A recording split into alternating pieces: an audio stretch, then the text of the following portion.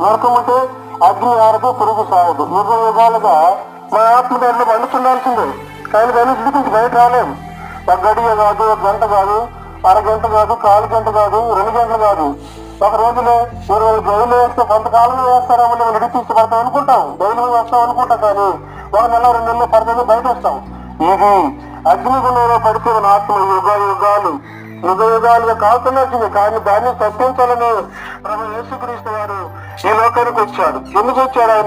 ఆయన నిన్ను సొంత చేతితో కవి చేస్తున్నాడు. ఆ రోజు ఆదిలో మానవుడు చేసి మడితో బొమ్మలు చేసి ఆయన ఉత్తరంలో గాలి వదిలినప్పుడు మానవుడు వచ్చాడు.